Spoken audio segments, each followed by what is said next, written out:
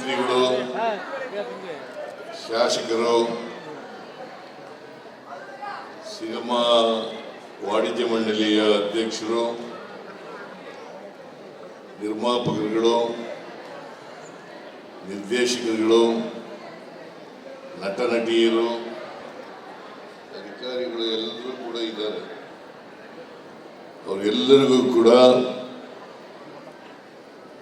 ಮೈಸೂರು ದಸರಾ ಮಹೋತ್ಸವದ ಅಂಗವಾಗಿ ಮೈಸೂರಿನ ಜನತೆಯ ಪರವಾಗಿ ಸ್ವಾಗತವನ್ನು ಕೋರ್ತಾ ಇದ್ದೇನೆ.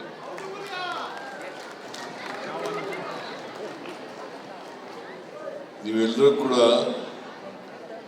ಭಾಷಣ ಕೇಳಕ್ ಬಂದಿಲ್ಲ ಇಲ್ಲಿಗೆ.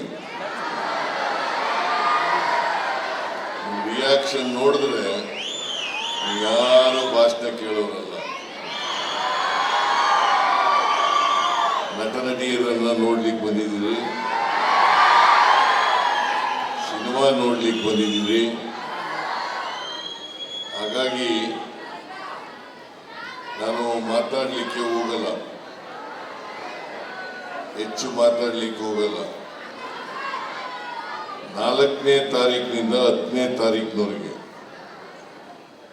ದೇಶ ವಿದೇಶಗಳ ಪ್ರಶಸ್ತಿ ತಗೊಂಡಿರ್ತಕ್ಕಂಥ ಸಿನಿಮಾಗಳು ಪ್ರದರ್ಶನ ಆಗ್ತವೆ. ನಿಮ್ಮೆಲ್ಲರಿಗೂ ಇದು ಒಂದು ಸುವರ್ಣಾವಕಾಶ. ಅಲ್ಲಿ ಹೋಗಿ ಸಿನಿಮಾ ನೋಡಬೇಕು ಅಂತೇಳಿ ನಿಮ್ಮಲ್ಲಿ ಮನವಿಯನ್ನು ಮಾಡಲಿಕ್ಕೆ ಬಯಸ್ತಾ ಇದ್ದೇನೆ. ನಿಮ್ಮ ಹಳೇ ಕಾಲದ ರಾಜ್ಕುಮಾರ್ ಅವರಿಂದ ಹಿಡಿದು ಇವತ್ತಿನವ್ರಿಗೆ ಇರ್ತಕ್ಕಂಥ ಎಲ್ಲ ನಟ ನಟಿಯರನ್ನು ನೋಡಲಿಕ್ಕೆ ಅವಕಾಶ ಸಿಗುತ್ತೆ. ನಂಬರ್ 1.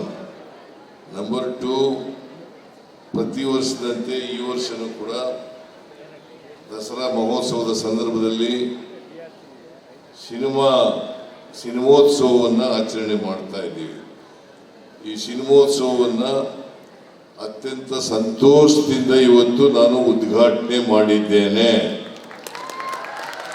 ಈಗಾಗಲೇ ರಾಜೇಂದ್ರ ಸಿಂಗ್ ಬಾಬು ಅವರು ಹೇಳದಂತೆ ಮೈಸೂರಿನಲ್ಲಿ ಹಿಂದೆನೇ ನಾನು ಚೀಫ್ ಮಿನಿಸ್ಟರ್ ಆಗಿರುವಾಗ ಹಿಂದಿನ ಬಾರಿ ನಾನು ಮೈಸೂರು ನಗರದಲ್ಲಿ ಸಿನಿಮಾ ನಗರಿಯನ್ನು ಮಾಡಬೇಕು ಅಂತೇಳಿ ತೀರ್ಮಾನ ಮಾಡಿ ಅವತ್ತೇ 110 ಎಕರೆ ಜಮೀನನ್ನು ಹಿಮ್ಮಾವತ್ರ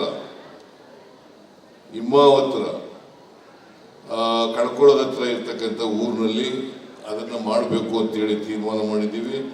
ಮೊನ್ನೆ ಮೀಟಿಂಗ್ ಮಾಡಿ ಇನ್ನೂ 50 ಎಕರೆ ಜಮೀನನ್ನು ಇದಕ್ಕೋಸ್ಕರ ಕೊಡ್ತಾ ಇದ್ದೀವಿ.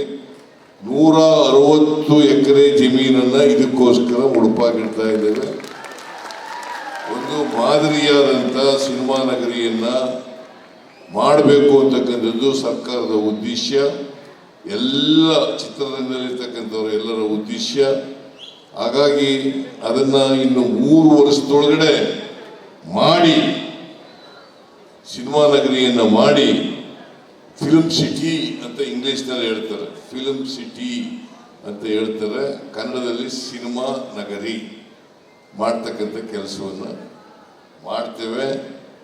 ಅದಕ್ಕೋಸ್ಕರ ಟೆಂಡರ್ ಕರೆಯೋಕ್ಕೂ ಕೂಡ ಮುಂದಿನ ದಿನಗಳಲ್ಲಿ ಟೆಂಡರ್ ಕೂಡ ಕರೀತಾ ಇದ್ದೀವಿ. PPP ಮಾಡಲಲ್ಲಿ ಇದನ್ನು ಮಾಡಿ ಈ ಭಾಗದ ಜನರಿಗೆ ಮತ್ತು ಸಿನಿಮಾ ಬೆಳವಣಿಗೆಗೆ ಎಲ್ಲ ರೀತಿಯ ಸಹಕಾರವನ್ನು ಬೆಂಬಲವನ್ನು ನಮ್ಮ ಸರ್ಕಾರ ಕೊಡ್ತದೆ. ಮೊದಲಿಂದ ಕೊಟ್ಟಿದೆ, ಈಗಲೂ ಕೂಡ ಕೊಡ್ತದೆ. ಈಗಾಗಲೇ ರಾಜೇಂದ್ರ ಬಾಬು ಅವರು ಹೇಳಿದ್ರು, ನಾವು ಏನೇನು ಕನ್ನಡ ಚಲನಚಿತ್ರಗಳಿಗೆ ಸಹಾಯ ಮಾಡಿದ್ದೀವಿ ಅಂತಕ್ಕಂಥ ಮಾತುಗಳನ್ನು ಹೇಳಿದ್ದಾರೆ. ಕನ್ನಡ ಚಲನಚಿತ್ರ ಬೆಳಿಬೇಕು, ಹೆಚ್ಚು ಜನಪ್ರಿಯ ಆಗಬೇಕು, ಹೆಚ್ಚೆಚ್ಚು ಸಿನಿಮಾಗಳು ಬರಬೇಕು. ಮತ್ತು ಜನ ಇವತ್ತು ಥಿಯೇಟರ್ಗಳಿಗೆ ಹೋಗಿ ನೋಡೋದು ಕಡಿಮೆ ಆಗಿಬಿಟ್ಟದೆ. ಥಿಯೇಟರ್ಗಳಿಗೂ ಹೋಗಿ ನೋಡಿ ಅಂತಕ್ಕಂಥ ಮಾತುಗಳನ್ನು ಈ ಸಂದರ್ಭದಲ್ಲಿ ಹೇಳಿ ನಿಮ್ಮೆಲ್ಲರಿಗೂ ದಸರಾ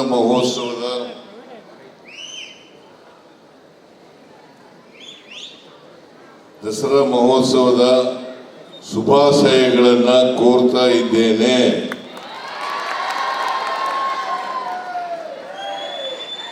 ಇವತ್ತು ದಿವಂಗತ ದ್ವಾರಕೀಶ್ ಅವರು, ನಿಮಗೆಲ್ಲ ಗೊತ್ತಿದೆ ದ್ವಾರಕೀಶ್ ಯಾರು ಅಂತಕ್ಕಂಥದ್ದು, ಮೈಸೂರಿನವರು.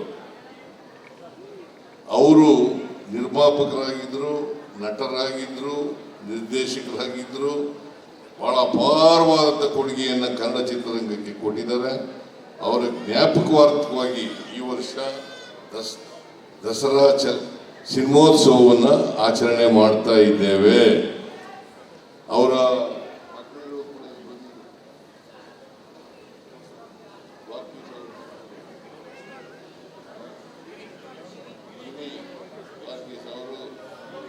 ಪ್ರೊಡ್ಯೂಸರ್ ಯೋಗಿ ಗಿರಿ ಹೆಚ್ಚು ಕಡಿಮೆ ಗಿರಿ ದ್ವಾರಕೀಶ್ ತರನೇ ಇರೋದು.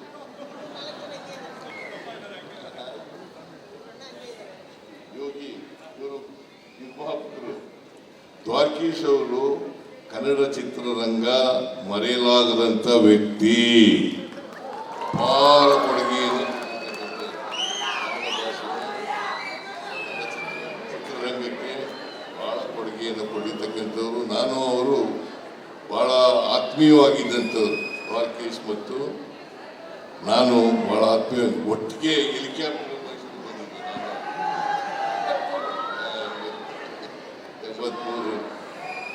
ರಾಮಕೃಷ್ಣ ಹೆಗ್ಡೆಯವರು ನಮ್ಮ ಮೈಸೂರು ಆಗ ಇದ್ದಂಥ ಹೆಲಿಕಾಪ್ಟರ್ನಲ್ಲಿ ದ್ವಾರಕೀಶ್ ಅವರು ನಾನು ಮೈಸೂರಿಗೆ ಬಂದು ಮೈಸೂರು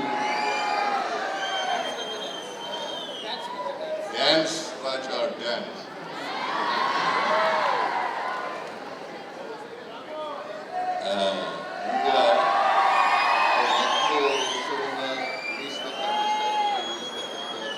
ಕೆಲಸವನ್ನು ಮಾಡಲಿ ಅಂತೇಳಿ ಹಾರೈಸಿ ದ್ವಾರಕೀಶ್ ಅವರ ಆತ್ಮಕ್ಕೆ ಚಿರಶಾಂತಿ ದೊರಕಲಿ ಅಂತೇಳಿ ಪ್ರಾರ್ಥನೆ ಮಾಡಿ ನನ್ನ ಮಾತುಗಳನ್ನು ಮುಗಿಸ್ತೇನೆ. ನಿಮ್ಮೆಲ್ಲರಿಗೂ ನಮಸ್ಕಾರ. ಹೆಚ್ಚಿನ ವಿಡಿಯೋಗಳಿಗೆ ಪ್ರತಿಧ್ವನಿ ಯೂಟ್ಯೂಬ್ ಚಾನೆಲ್ ಸಬ್ಸ್ಕ್ರೈಬ್ ಮಾಡಿ, ಬೆಲ್ ಐಕಾನ್ ಕ್ಲಿಕ್ ಮಾಡಿ.